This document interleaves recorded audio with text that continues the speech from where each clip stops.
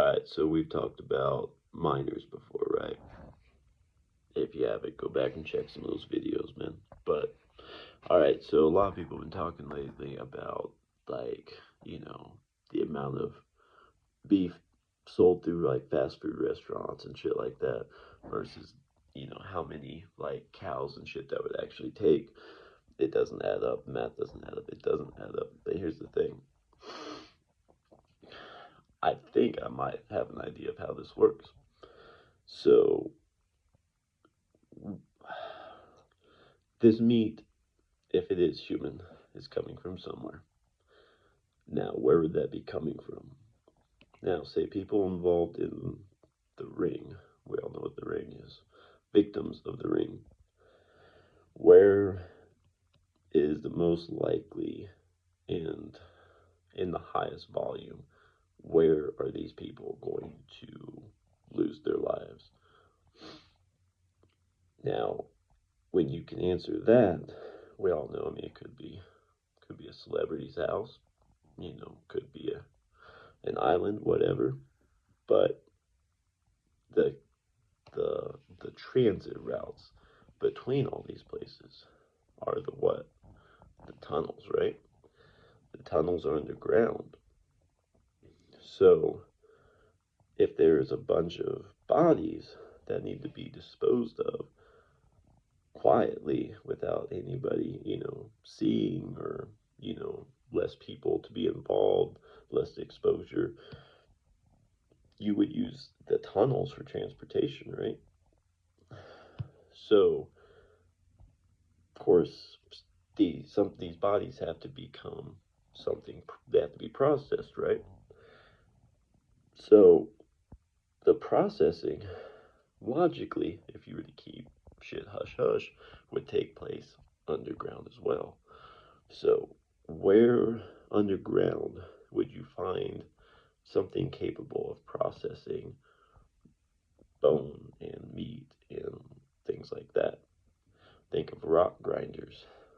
Now, who uses rock grinders? Miners. Like I said, think back to my videos before about the miners.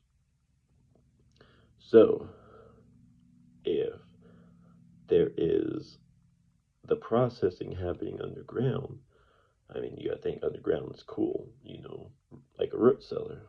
Those have been used to preserve food, especially meat, for, since before we had refrigerators.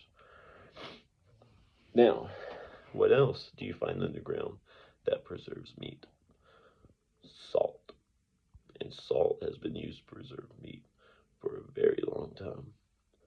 So you have everything you need to keep things under wraps, to process, and to preserve. From there, you load up we'll just from here on out call it the product,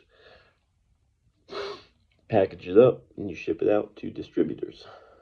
Now, these distributors mix it in with other types of product, other types of meat.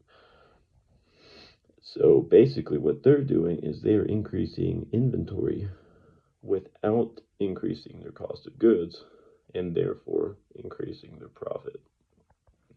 Now, these distributors distribute to your restaurants, your grocery stores, all of that.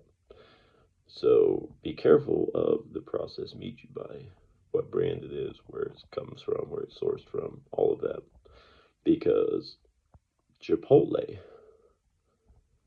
everybody, I don't know what they're about anymore because I don't fucking eat fucking fast food.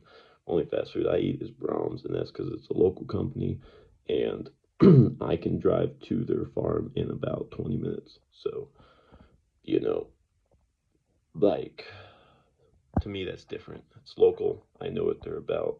I know their business model, and they are very reputable in this area for quality of their food, of their farm, everything.